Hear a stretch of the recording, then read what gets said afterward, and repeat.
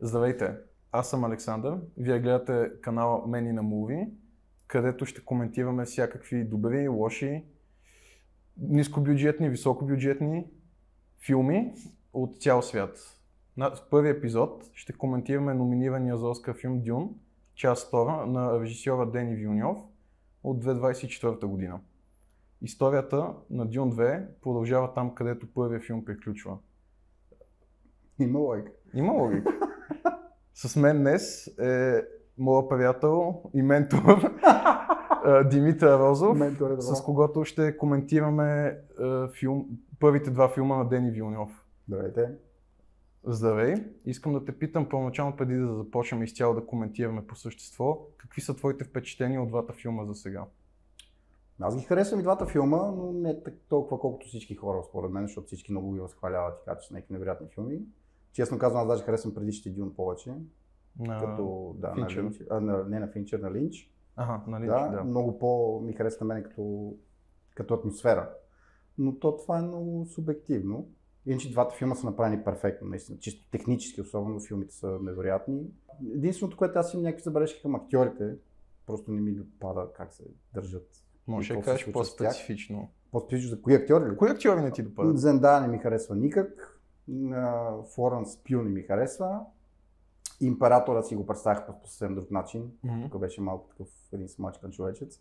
Но това вече не знам дали от актьора или от Дени Вилньов всъщност. То може би трябва да кажем защо това е първи епизод. Чакай аз да питам пък тогава. Защо първи епизод е това? Защото искаме да е нещо по-актуално, нещо, което е свързано с Оскарите, които са след 2 седмици. Това е един филм, който лично според мен не получи заслужения recognition, който трябваше да получи. На Оскарите. На Оскарите, защото има само 5 номинации. Само 5 номинации, това звучи като само 5 номинации. Смеши, че е така. Защото аз и това го следях много в интернет, то беше някакъв взрив, нали, както не го бил номиниран, той за режисьор на такива работи. Според мен 5 номинации не са никак малко за един филм. Аз мисля, че са малко сравнение с това, че Емилия Перес има 13 номинации и щупи всички рекорди. Това съм съгласен, но това не значи, че той трябва да има 13 номинации. По-скоро Емилия Перес не трябваше да има 3. Не 13, а 3. Ама това не значи, че Дюн трябва да има 8. Аз лично не съм съгласен с това, примерно как Ханс Симер го увязаха. Тя по тази същата лойка, заради която казаха, че използват една и съща музика на Джон Уилямс, половината Оскари, там му ги вземат за Междузвездни войни. Добре, това е такава тема, която ако почнем сега, ще стане много. Но не мисля, че е чак такъв проблем, че Дюн е получил толкова малко Оскари. Това имам предвид, защото сега за това се шуми толкова много. Не, той даже не ги е получил, че аз казах, че той ще получи. Според мен той накрая даже ще вземе поне 3. Поне от тези 5, да. Което всъщност не знам колко още други филма ще има такива. Може би Емилия Перес, но не знам, много ще... Нямаше за актьорска игра, което аз очаквах поне да има 1-2 там. Съпортинг. Кой? Джош Бролин. Или Джош? Никакъв шанс, човек. Те смитим персонажи не са такива. Колко да са съпортив те са някакви... Пак примерно Хавиер Бардем игра важна роля. Тя ролята е важна, но всъщност за целия филм колко е важна? Целият филм, ако махнеш всичко, което Хавиер Бардем прави в този филм, той филмът става същия, според мен. Мислиш, че има някакви... Според мен той точно това е, че нали, как фемените се... Той един вид показва, че те се доверяват на Лисан Алгрейп, така че... Но не всички. Защото половината не се доверяват, половината се доверяват. Той всъщност, когато избухва и ги маже там всички и казва, ще ви направя на нищо. Което пак е доста смешна сцена, между другото, защото Тимът ще уме да обяснява на някакви хора как ще ги размъжи. Като е 45 кила миличкия, уния там ще го бият само с левата ръка, както там аз. Но това са, че някакви там се отклоняваме пак така. Така че съгласен съм, филма наистина е много добър. И първата и втората част. Лично даже аз мисля, че първата по-ми харесва на мене, като история. Да, защото втората ми е малко така, отива към религия вече ми отиват нещата. Което според мен е обратното.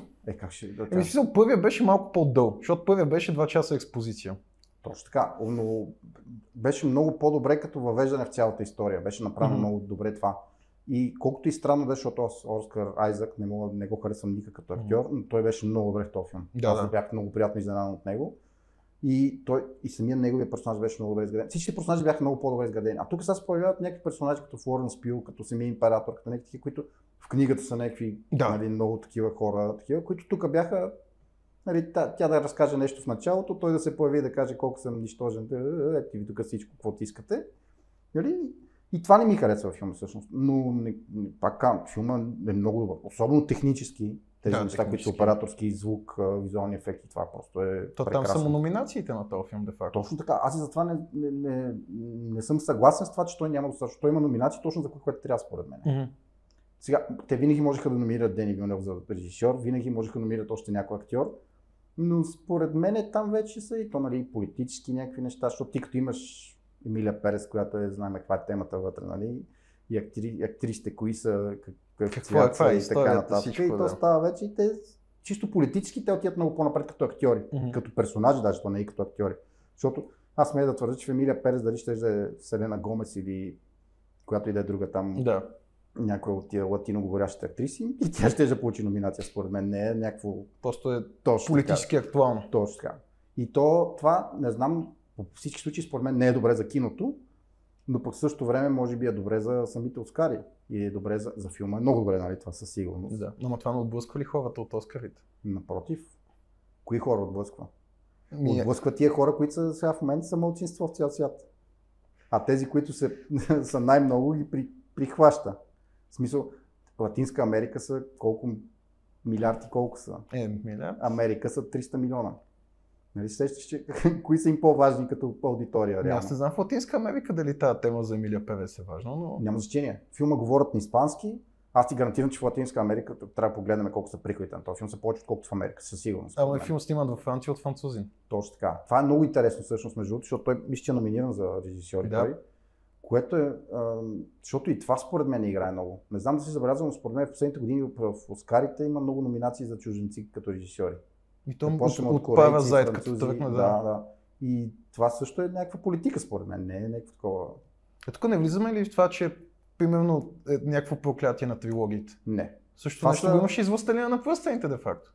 Реално, какво де-факто? Той има 11 Оскара. Да, ама за режисьор. Даже 11 има единия, значи ако сметнем трите колко има. Да, ама за режисьор. Ами честно казано, аз тук пак съм, може би, на обратно мнение. В смисъл, защо трябваше Питър Джаксън да получи за това? Защото е негова идеята ли? Защото идеята не е негова. Да, ама той с неговата визия печели тези... Коя е неговата визия? Защото тук трябва да говорим и за това с режисьорите, защото по принцип режисьорите е много интересна професия, но тя според мен много се възползват от всички други, които са правят този филм. На ТВ. Да. И примерно според мен Дени Вилньов заслужава много повече Оскари, отколкото Питър Джаксън. Най-малкото заради работата му с актьорите. Да. През годините. И според мен Денис Вилньов трябваше да получи Оскар за много предишни филми, а не за Дюн. Това е със сигурност. Да, защото има за това, който никой не мога как се казва, Кандесинс или какъв е там, трудно ми е заглавието. Това е невероятен филм, който е напълно режисьорски филм и актьорски. Там, ако трябваше да му дадат Оскара, още там според мен. Но това вече са пак някакви много такива неща, които всеки си има някаква гледна точка. Лични виждания. Аз нямам нищо против, че Дюн има толкова малко Оскари. 5. Толкова малко. Аз нямам нито една номинация. Да излеза пред Народно събрание с плакат и какво да направя, защото нямам номинация. Да. Нали? Разбирам и хората, що се въодушевиха така, как може. Още повече, че това е номинациите за Оскарите не се решават от хората, нали? Не се събира анкета някъде. Да, от колегията и там. Точно така че не виждам какъв е проблема наистина. Разбирам ги защо недоволство хората, но според мен не са прави, така ще го кажа. И да продължим нататък. Интересно ми е някакви сцени, които са ти изпъкнали от филма, които може да коментираш. От втората част или от първата? От двете като цяло. Като оператор, които може да кажеш, това наистина. Нали... Като оператор, първата сцена, която беше там, където кацаха тия черните, не знам, харконите, дето ги преследват. Те не са харкони. Как се казват тия? Харкони май бяха. С скафандрите черните, дето са на един такова. Да, харкони. Другите са на император. Където се спускаха с едни въжете, гравитационни или какви се не го знам вече как ще излъжа нещо. Там беше чисто операторски, беше брутално. Да. И другото, което беше много красиво според мен, беше направено от тази бойната сцена. Накрая, когато се Просто беше разкадрована много добре. Кадрите измислени откъде да се снима. Беше и като се поставим с филма на Линч, с Стинг и Остин Бътър, кой по-добре? Остин Бътър ли? Той нали игра? Не съм сигурен вече как. Той беше този злодея Харконен. Окей, добре. Да.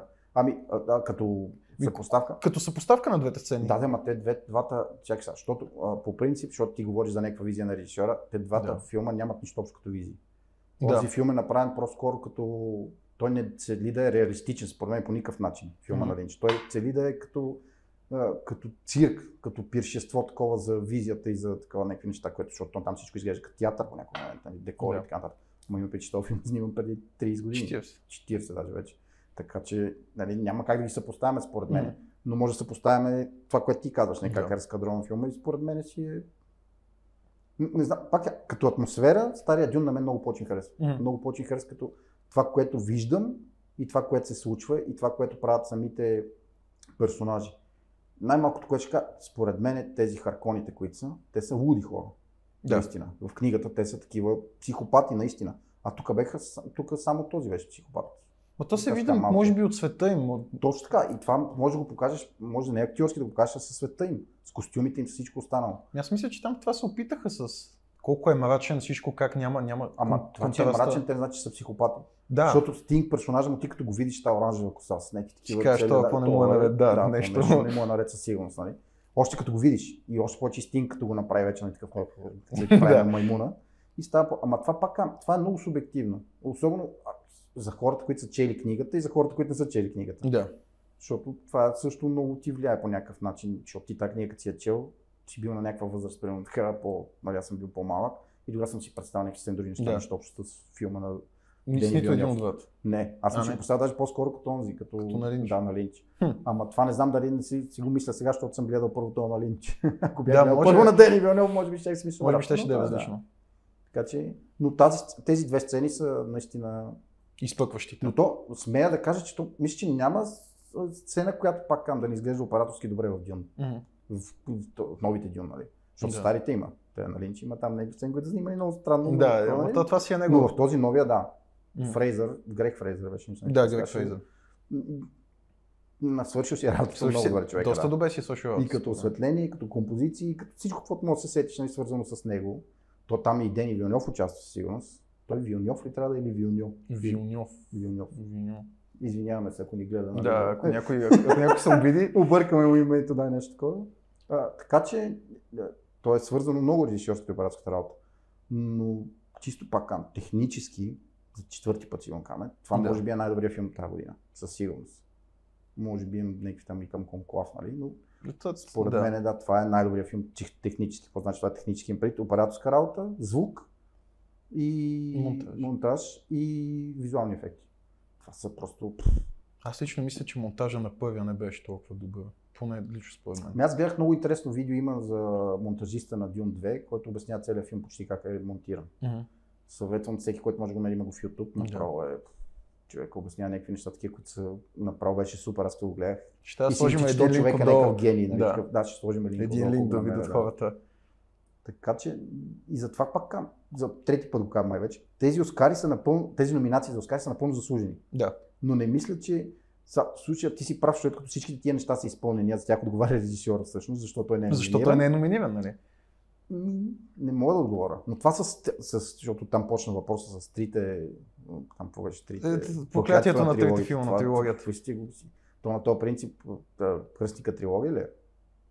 Де факто. Има ли Оскар там? Който трябва. Ама тогава то не е се замислило, че е трилогия. То се знае, примерно Дюн си е казал, че си бъде трилогия. Никой не се е казал. Каза се като забравя 1 милиард. Тогава казаха, че ще има трети филм. Първите два беха сигурни. Те даже намериха нов режисьор за четвъртия. Това верно? Не знам, не съм го...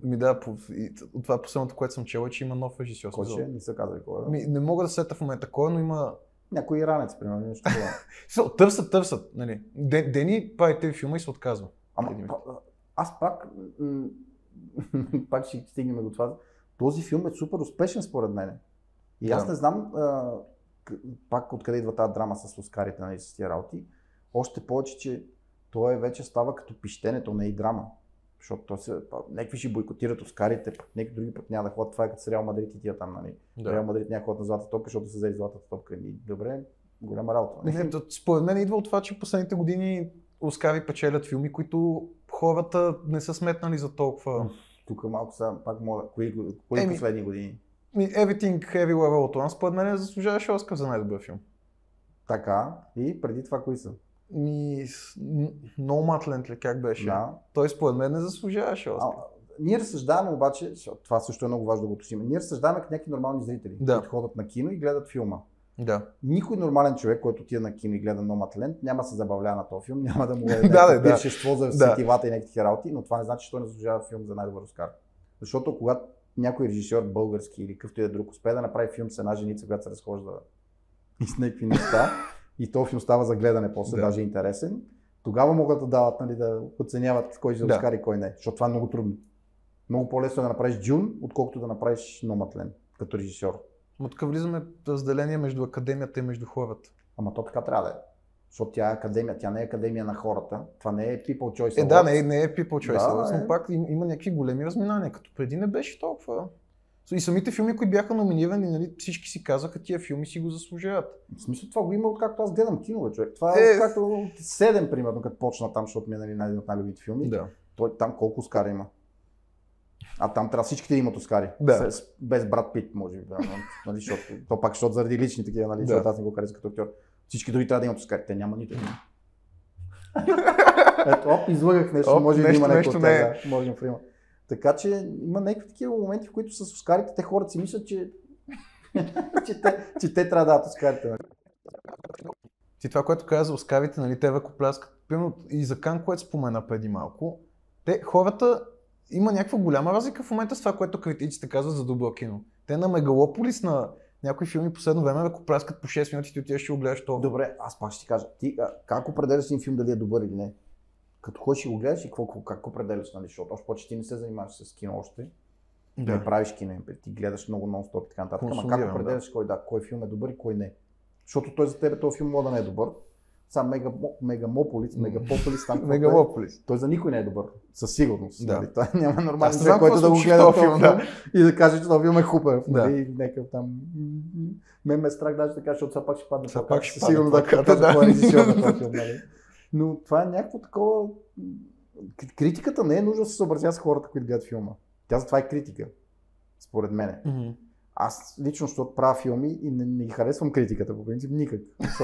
Защото те са някакви, както казвам, аз превзети хора, които критикуват филми, което правим ние сега в момента. Нали? Да, на това YouTube канал ще е това, което значи, че и ние сме тия превзети хора. Аз де-факто само да кажа, аз нямам никаква специализация да коментирам филми, но коментирам филми. Ама те филмите се правят за зрителите, не се правят за критиците. В крайна сметка, да. Но Оскарите не се правят за зрителите. Те си за... Точно така, те си за гилдията. Там гилдията си дава награди на гилдията. Да. И съгласен съм, хората могат да се оплакват колкото искат, могат такова, но да не го приемаме толкова тежко. Нали? Ама там говорим и за голямо лоби.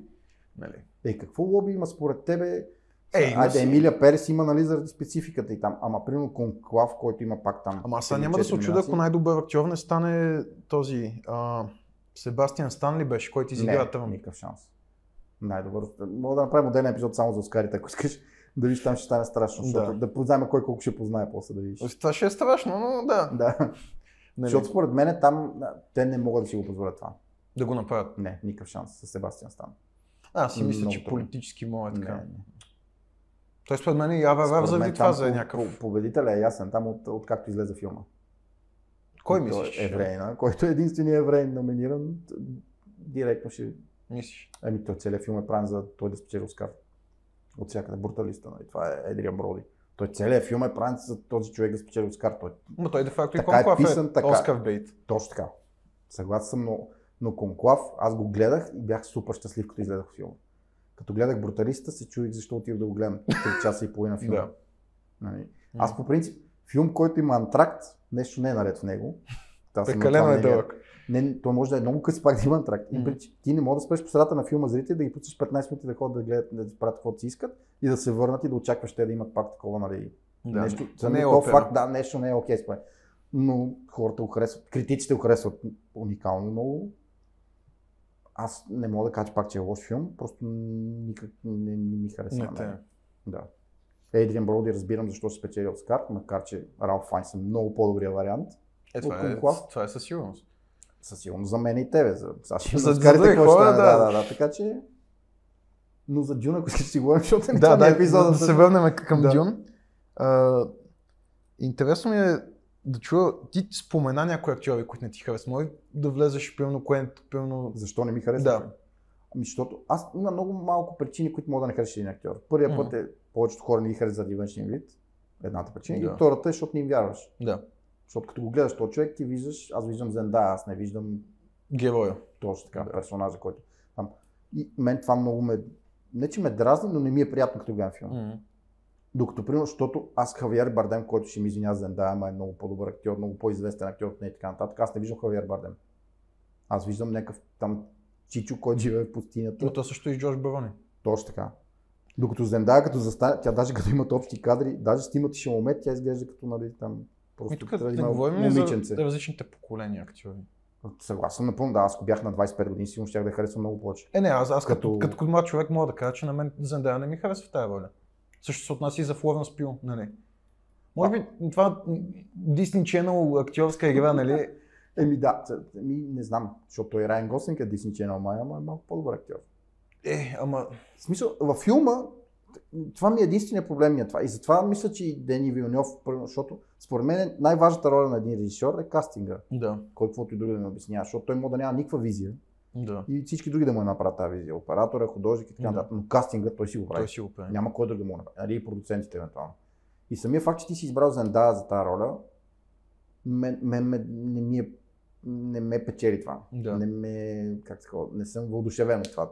Още когато и казаха, че ще е тя. Защото сложени са на някакъв много добър актьорски състав и там имаш, нали, Скарсгард, имаш Бролин, Хавиер Бардем, Кристофър Уокен и изведнъж идват Зендая и Флоренс Пю, които според мен развалят супер много. Точно така, да. Съгласен съм напълно. И това всъщност е по вина на режисьора. Да. Така че до някъде затова и оправдавам, че той няма номинация за Оскар. Но това не е пак причина да нямаш номинация, защото пък той е избрал другите всичките, които ги изборяваме актьори, така че... Той тези актриси могат да ги избрал просто защото са актуални в момента. Това е много глупо. Тогава вече със сигурност не трябва да е номиниран. Защото Флоренс Пю последно време навсякъде я бутат и пилно и тя е в Опенхаймер не е. Ама това, че те бутат навсякъде, ти затова си режисьор, нали? Да. На този филм, защото винаги някой ти бута нещо. Дали ще е оператора, дали ще е продуцента, дали ще е някой друг, ще ти бутат нещо. Или визия, или кадър, и той ти да кажеш, не ми върши работа. Или да, супер. Да. И в случая той ги е одобрил тия актриси. И в другия вариант той да излезе да кажем, аз не си избрах актьорите, нали? Да. Моя грешката, да. Те ми ги сложиха отгоре. Ама това пак, той никога не може да си го признае, нали? Ако нормален. Да, кой си казва опа, нали? Не го правеше това едно време, както направи с Дюн той. Той каза, това не съм го монтирал аз и точка, нали? До там. Да. Но това е което от тези актьорите вътре, които са, защото има някои други, които имаше този, който беше от първата част, който умря пръв, как се казва, афроамерикански актьор, който беше, дето... Дет смяташе, счетоводителя. Не, Пол Дет го убива, за да стане там, за да го вземат в племето. Първата част, този, който разказва също, той беше разказвача май. Както да. Този актьор също ми беше много странен, такъв ми изглеждаше се едно не на място, но пак това е лично мнение, защото аз нито съм актьор, нито съм режисьор, нито съм някакъв кинокритик, нали такова. Просто казвам, че на мен те ми развалиха филма. Същото мога да кажа и за плешивото момче, което никога не мога да каже името. Във филма е плешив, иначе той не е Елвис, който играе. Как се казва? Не мога да сетя, но сещам се за кога. Това беше най-смешната смърт, която съм виждал някой във филм такъв. Има го това. Много такова беше като, нали, защото той е някакъв супергерой буквално. Той е някаква нинджа така. И първо, че нали, как го убиха, там извади си много, нали, странно е малко, но беше поне добре направено за гледане, нали? И за Дейв Баутиста говориш? Не, другия. Дед помагаше на императора. Не бе, Елвис, който играе във филма. Остин Бътлър? Остин Бътлър. Чакай, да. Той беше, много ми беше странен, пак като персонаж. Ма то това не е ли хубаво, защото идеята на него му беше да е някакъв такъв... Не в такъв смисъл да ми е странен. Не, той е лошо странен. Да, такъв странен, че не ми харесва, че е странен, че е така странен. Ама това пак, защото всички други хора казаха, че е бил много невероятен той там, наистина, и то хора, които им вярват на такива, така че това според мен е пак мой проблем. То си е лично. Да. Защото може би според мен се справи добре, нали? И сега като споменах Дейв Баутиста, като се замислих, той според мен и той не беше използван. Не го използваха достатъчно него. Ама Дейв Баутиста и персонажи в книгата даже има такъв. Той е една гиричка, която е ползват за тежест. Да, но пак... Нали, в книгата е много по-умен, защото тук беше някакъв някакъв тапанар, такъв, който беше нали, на границата на малумен, което беше супер странно. Но той си е генерал такъв, който... Нали, да, той може да играе смисъл... Дейв Баутиста? Да. Може, да. Защото нали, като се върнем в Blade Runner в друг филм, който е снимал с Дени, нали... Който персонажът му е почти подобен, не говори, да. Супер... И беше много по-така... Ами това... По-добро впечатление остави. Но тук вече, нали, може би затова Дени Вилньов не е получил номинация за режисьор. То хубавото е, че никой не казва защо не ги е получил. Или защо ги е получил, защото тогава ще стане мазал. Нали? Ако вече някой следва да каже, Дени Вилньов не е номиниран, защото еди какво. Защото еди какво. Тогава е мазал. Да, вече още по-зле ще. Така че... Но аз не знам дали ще остана да ги гледам до толкова късно Оскарите, но ще са интересни тия Оскари според мен със сигурност. От доста време май такива толкова говорене, нали, за което всъщност пак ни говори, че може би това не е направено случайно и цялата история. И този път водещия е наистина някой, който му имам някаква вяра. Конан О'Брайан. Не съм. Защото миналата година Джимми Кимил. Никога не съм го гледал и Конан О'Брайан не е сега какво ще е. А то не е, това според мен е доста тегава.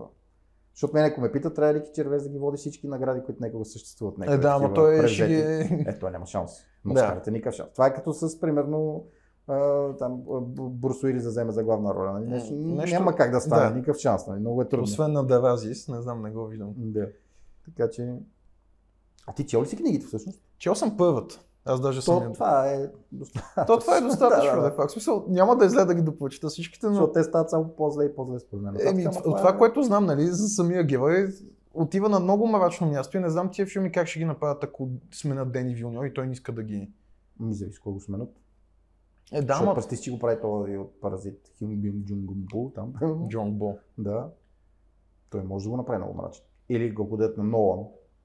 Тук отиваме на Star Wars ефект. Нали? Различните режисьори с различните виждания и става едно мазало накрая. И 4 милиарда приходи от едно мазало. Мисля, че няма да се разсърдат там, дето го плащат този филм. Защото и това трябва да се счита всъщност, че някакви хора го плащат този филм. Да. И искат да изкарат пари от него. И какво искат от този филм, да. Точно така. Те не искат само да отиде на Оскарите и така нататък. Даже на тях не им е толкова. Важно им е дали ще спечели Оскар, не, но много по-важно им е бокс офиса, какво ще стане. Така че, Дюн е много добър в бокс офиса и в същото време добър филм, което си е бонус от всяка, защото много често се случва да не са чак добри филми. Конклав и да е добър филм, не го гледат. Няма как да. Ами той самият така, сценария му е такъв. Той затова и според мен те си го направили гениално процент, защото са избрали режисьора да е немец, нали, да е странен такъв, нищо общо да няма с американците. Самата история няма нищо общо с американците реално. Има един персонаж американец вътре и хората няма как да ходят да го гледат това. Но пък ако отидат да го гледат е истинско удоволствие, защото според мен това е филма на годината, със сигурност. Така е. И сега може би, сега гледах скоро един по Amazon, The Order се казва, и то е граница, да. Но от Конклав със сигурност. И така много добре мога да отиваме към последната тема и тя е бъдещето на Дюн. Мисля, Дюн Месая. Те нали обявиха, че той ще прави третата част. Да, какви са ти очакванията за... Абсолютно същия филм ще направи. Като първи и втори. Точно така, да. Няма какво да го мисля, според теб нещо ще промени, защото вече историята, имаме цялата експозиция от първата част, имаме цялата политическа интрига от втората част, как ще го завърши това? В смисъл, ще успее ли да приземи самолета или ще бъде тотален фал? Не, то няма да е тотален фал, със сигурност. Няма как да стане. Чисто как се казва, с тези актьори, с този режисьор, не знам кой ще е оператор, може би ще е същия, предполагам. Някой същия, няма как. Много трудно е да направят, защото Дени Вилньов, ние казваме, че нали, няма нужда за да му дават Оскари да го номинират, но той е, може би, в топ 5 със сигурност на режисьорите в момента в света. Такива под 50 години, със сигурност нали, там. Така че няма как да го обърка този филм, наистина.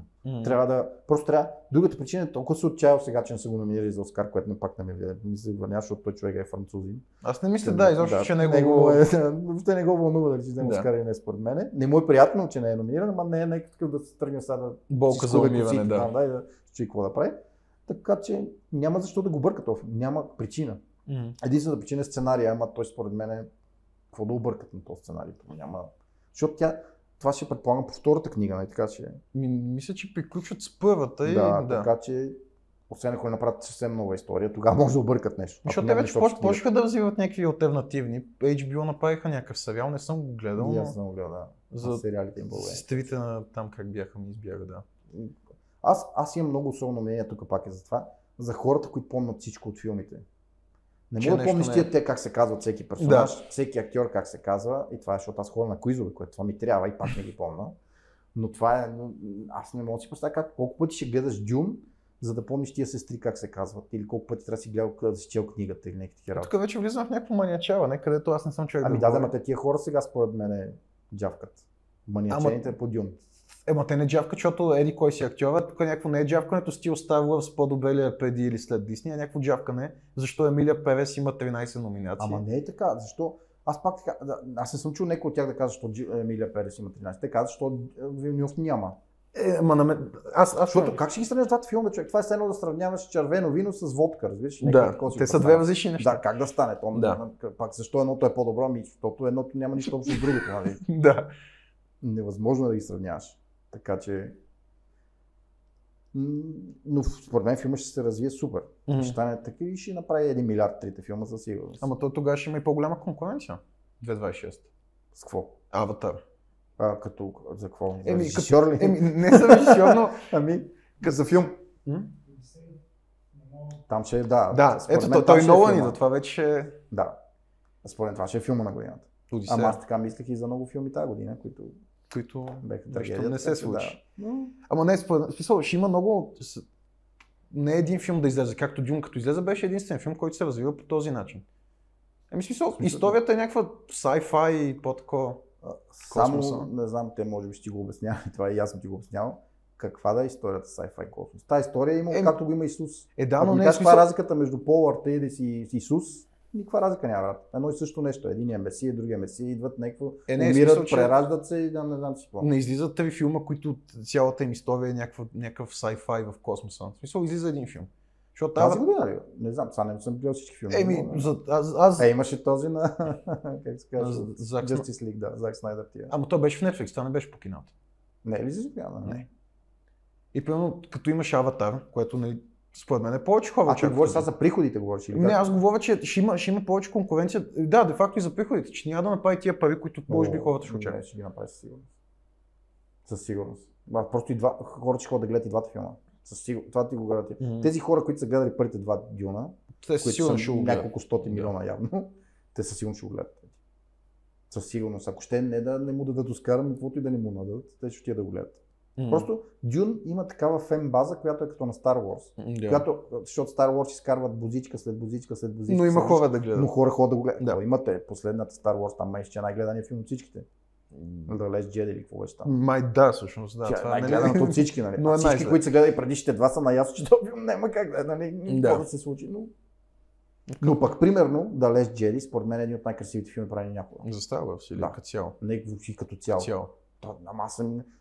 Аз бих си направил плакати кадри от филма, защото просто толкова са красиви. И той по-скоро този филм заложи на това да е красив, защото знаеш, че не е... Не, той заложи на това, че трябва да го гледат 200 милиона човека. Защото приключва и те го гледат 200 милиона човека. Това им е залога на тях.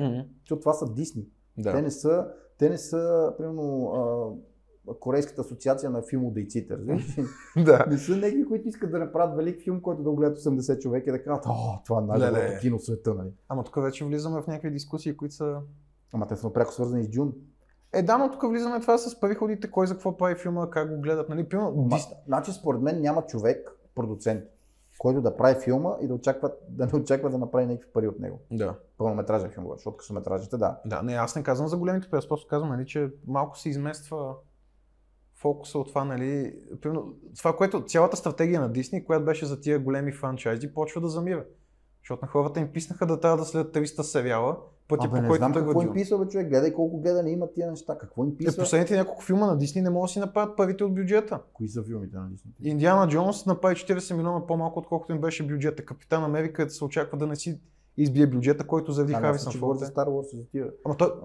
Ама просто казвам, нали, последните години на хората им писна от всичките тия мултивселени да трябва да следиш 15 различни комикси и сериали. И защо да гледат тогава Дюн, като им е писнал? Защото Дюн още не... Дюн сега тръгва по този път. Смисъл, има сериала там на HBO, има еди какво си, почват да развиват някакви 300 различни истории. Има 2 филма преди това, даже повече, защото има един филм. Да. И почват към това мултивселени. Не стига толкова мултивселени. Не работи. Как ще не работи, бе? Вече не работи. Не работи, когато теглят чертата после Дисни. Сеща се, тогава не работи. Защото явно те не спират, те правят сериали, които... И то е по точна линия. Аз спирам да ги гледам, нали, защото не мога. Ами не е така явно. Аз не виждам хора някъде да се коментира това. Кое? И последният сериал на DC, който съм видял да се коментира от всичките тия мултивселени, беше Андор и това беше преди 2 години. Не, той всеки се коментира, но по някакви други причини. Да. Защото го съсипаха другия път. Аколит, така. Да, и сега, да реже после. откакто говорим за Star Wars, мисля, че е много добре да се върнем в Star Wars, има уникален звук и уникални визуални ефекти, да отидем към това. Към кое това? Към звука и ефектите в Dune. Силно се надявам Дюн да спечели Оскара за звук. Това е Дюн 2 всъщност, или как се казва там. Да, Dune 2. Просто... Той звука беше уникален. Да, това беше... Просто беше... Аз седя в киното, защото слава богу гледам на кино тия филми и съм... Да, ти си в седалката. Чудо такова, да, някакво такова, да. Не знам, не помня тия хора как се казва, за съжаление. Които са го направили, но... са просто... Защото там никой не може да убеди, че Дени Вилньов е направил звука, примерно, и някакви такива. Защото такива неща съм чувал. Ако не е бил Дени Вилньов, звука няма да е такъв. Не съм много сигурен, да, но... Те са някакви хора. Да. Екипа там. И просто е брутален. Аз отдавна не бях чул такъв звук в кино. И за щастие го гледах в една от най-хубавите зали в България. И просто беше... Усещаш се. Ама то, както ти го кажеш, то не го чуваш, ами го усещаш този звук. И той до такава степен ти влияе звука, че хем не ти разваля филма, защото не гледаш само звука, нали, чакаш да се случи нещо, хем си вали филма и също време се го усещаш като, нали, както, не знам как го опиша. И това са някакви непознати звуци, ти не знаеш как звучат тия неща и затова ти е толкова смисъл много добре да вкарва. Това е гениалното, че те са непознати звуци, но те са ги направили така, че изглежда супер реално, като го гледаш това. Защото там лети някакъв комар, нали? Вонно конче всъщност е комар. Да, и звучи брутално. И после като гледах как са го правили този звук, тия хора са гении, наистина. Да. Тоест, по принцип, така не, че има афинитет към звука в киното, защото това ми е много такова, много ми харесва. Но те са този човек. Ако не му дадат Оскар на това, не знам на кой ще го дадат. На Емилия Перес не мога да дадат със сигурност. Може би там за това, дето озвучава песните. Тия песни, ако вземат все едно, да. Но че е някакво престъпление наистина. Не знам за Дени Вилньов, никакъв проблем нямам. Сега да не му дадат, нали, че не е номиниран, но ако не му дадат Оскар за звука, не да е номиниран, за Оскар, ако не го дадат на Дюн, значи нещо вече не той за операторство. Тук вече не знам. Защото аз съм оператор и според мен е примерно Конклав, не знам кои са другите номинирани, трябва да провериме, но според мен Конклав е много по-добре сниман филм от Дюн. Като отделни сцени не, но като цял филм. Просто е... Защото от Конклав има 3-4 кадра, които си ги спомням, такива не мога. Но цялото ми впечатление от филма, че е сниман прекрасно. Като осветление, като композиция, брутален направо. Другия, който ми хареса е Бруталиста, защото той е сниман така, както аз обичам. Все едно няма осветление, все едно са го сложили някъде там и да такова, той има тонове осветление. Директно. Да, но всичко изглежда много такова натурално, което мен много ми харесва. Но не знам кой ще спечели, дали ще го дадат. Той Крейг Фрейзър им е любимец по принцип, те си го харесват много. Да, така че има голям шанс той да спечели, така че но ще се заслужени. Ако те спечелят тия Оскари, нямам проблем с това. Нямам да кажа, как е възможно, защото това се случва много пъти с операторските, особено направо е страшно там. Има такива години, в които, нали, не може Роджер Дикинс да е човек да има 2 Оскара, айде вече чека един. Той има 2. Значи няма как да стане. Ти ако си гледал някога, или Конрад Ли Хол, или някакви такива хора. Нали? Така че Дюн напълно заслужено може да ги спечели и 2 Оскара. Няма никакъв проблем. То за звук, може би, Дюн е това, което е ставало в 70-те, смисъл някакво тотално революционизиране на... Не знам дали е революционизиране. Защото има чуваш някакви неща, които просто никога не си ги чувал. Той със Звездни войни е същото. Да, така е, да, но пак защото ти същия филм може да го направиш и с, как се казва, с някаква битова драма, пак да е много як звука. Но с фантастиката много повече забавляваш ти като зрител с звука, защото, както ти кажеш, ти чуваш някакви неща, които никога... Защото аз може би филми, които гледах, нали, преди Дюн, със звук толкова не изпъкнах. Единствен, който изпъкна, беше Top Gun Maverick, последния филм, който със звук, нали, там наистина беше, човек, там е... И там вече не някакви сравнения, нали, как летят нашите изтребители. Миналата година Дюн спечели, нали, за звук или не? По-миналата... Не знам. Не съм сигурен. Кои са другите номинирани за Оскарите за оператори? За звук. За звук, първо, да. За звук, Академията Нон, Дюн част 2, Емили Перес, Достойница, Дивият робот. Дивия робот е много добър човек, звука.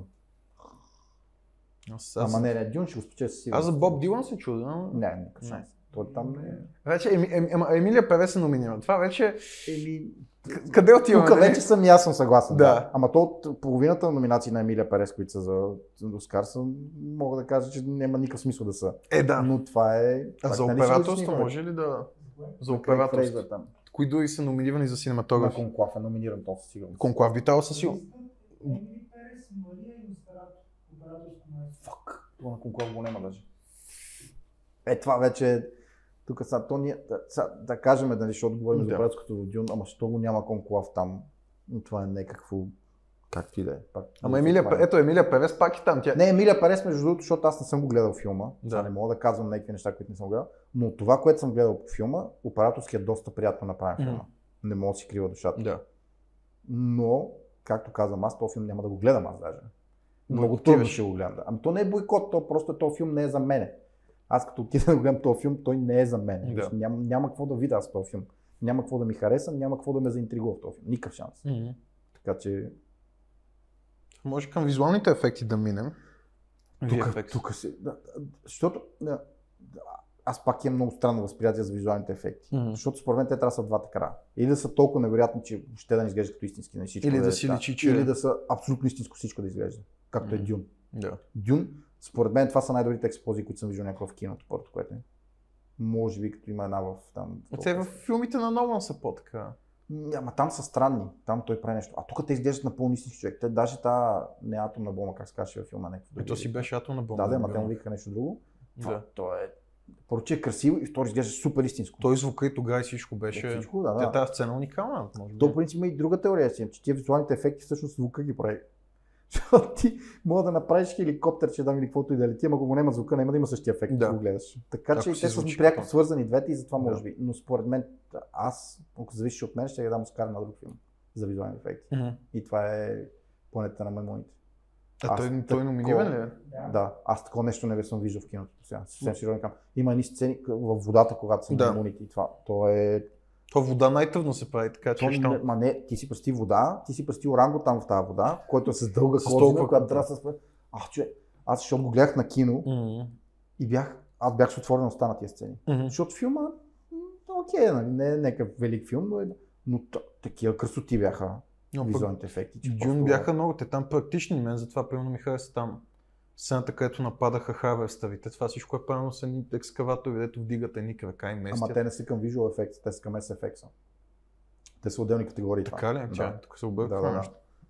Така че VFX са само CGI, само CGI такова, да. Значи тогава може би, да, то планетата маймуните там, ако не е. Ами там те ще спечелят, това нищо не значи, че ние си мислим, че те ще спечелят, защото нищо не пречи сега. Защото според мен от всички този шум покрай Дюн, то ще има някакъв ефект и върху гласуването за Оскарите, за победителите. Да. Ще има някакъв ефект от шум със сигурност, ще гледат да му дадат някакви награди. Обикновено така става. Когато хората са сърдити, че нещо не е номинирано как трябва, те му дават награди. Да. И те сега имаше някакви скандали покрай Бруталиста, така че може Дюн да вземе малко повече Оскар. Че си използвали изкуствен интелект там да правят някои неща. Че не е визията на някакъв човек, а на робот. Тук е дълга тема, която тук влизаме в друга дискусия, която не е... Пак цял епизод му да направим киното. Най-добър дизайн на продукция. Какво мислиш? Аз лично в номинираните от тази категория, лично за мен Дюн като дизайн, като дрехи и като такова не изпъкна, нали? Те нарекат, че има дизайна на дрехите, май са българи някакво. Така ли? Това вече да не ме нападне някой, защото не го знам. Ще те изядат някой тук, ама... Тук влязах някаква... Малко... Но аз съм съгласен, да. Даже според мен, Конклав заслужава повече за тук може би към Конклав, защото нали всичките тия... Ама Емилия Перес, която е номинирана, Конклав ще помаха за довиждане, според мен тук. Носферато му е номиниран тази категория, така че... Носферато е един от най-красивите филми, в които нищо не виждаш, които съм виждал някога. Много е странно, да, защото аз на кино пак го гледах и защото там се надявам, поне че всичко е калибрирано както трябва. И имаше сцени, в които абсолютно нищо не виждаш. Буквално виждаш някакво не е силует, то е нещо, което се случва. Като в игра на Тълнове, уния нощните сцени. Точно е ти така, се чудиш какво гледаш. И в което, поне филма носи такива неща, нали, защото си е Носферато, нали, но се бяха оляли малко на места. Особено с неговия замък там, да бяха сцените, беше много странно. Уливан. Да. Но може би за Дюн смисъл, като дрехи, може би там на планетата на харкането имаше някакви интересни неща. И всичките костюми, те нямат грозен костюм, те нямат грозно преводно средство, нямат грозно оръжие. Няма такова, но според мен... Не е нещо, което да кажеш, това е... Да. Не е нещо, което да бих си го купил. Конклав или Носферато. Да, той Носферато реално няма за какво. Освен ако не го дадат, той не гриме в друга категория, така че... Да. Но сферата ще е за грим със сигурност. Може би интересно да кажем също как е, защото аз съм си интересувал доста от Dune. Да, ти като оператор да кажеш някакви черно-бели сцени има, които всичките пак много въздишат, като ги гледат, които всъщност решението как да ги снимат е доста интересно. И да не кажа, нали, гениално, защото то не е гениално, защото преди това друг оператор го прави много пъти. Да. Астра и други такива филми. Но те за да снимат черно-белите сцени, защото те са много странни, там бялото е много бяло, черното, да. Те снимат с инфрачервена камера. Да, и затова после преработват, нали, става така, защото тя обръща цветовете, не знам нали, горе как се случва, черното, бялото и тъмното обръща. Но по-интересното е, че има сцени, в които защото не знам дали хората, които са гледали филма, са го съзнали това, защото също това се случва заради слънцето, което е на Харконите, на планетата им. Там то е супер странно слънце и затова така изглежда картинка. Но има сцени, в които персонажите излизат от сянка на слънце. И там е доста яко е направено това. И съм гледал как също те го снимат с двете камери едновременно. И след това на VFX-а ги наслагат двата кадъра и ги правят, което е... Това е много яко се го измисли. То може би най-запомнящите се сцени са точно тези на планетата на Харкон. Визуално ли? Да. Не, аз ти казах други две, ако си спомняш. Да. Но просто, защото те са много интересни, защото нямат нищо общо с целия филм. Аз говоря като начин на снимане. Да, като начин на снимане със сигурност, да. Защото нали, другите със сигурност те са най-важните сцени. Да. В смисъл, те и там малко го беха претупали нещата, според мен, с цялата планета на Харкон, ама това пак си е, нали, решение на режисьора, на който според мен доста добре бяха представили цялото това индустриално... Кое е само, имаше 3 кадъра и една бойна на арена. Ама това, което показваха, нали, като екстериори, нали, имаше някакви намеци. Спомни си как е направено това в Blade, примерно. Да, тогава вече... става ясно за цялата атмосфера на тази планета, как е на Blade Runner. Blade Runner, да. Примерно, това ми липсваше в това. Аз нямах атмосферата на тия планети. Имах атмосферата от първата част на Дюн, на планетата, нали, какво се случва там и как се случва и как изглежда тя, се беше много яко направена. Но примерно бяха изпуснали според мен планетата на Артидите, планетата на Харконите. Можеха много да покажат. Да. Може би не са имали време, може би ще видим в третата част какво ще се случи. Или мисля, че тук вече влизат сериалите, които... Да, че... Ще видим там как ще... Така че, не знам, просто измисли някакъв край сега на видеото и ще го какъв да е.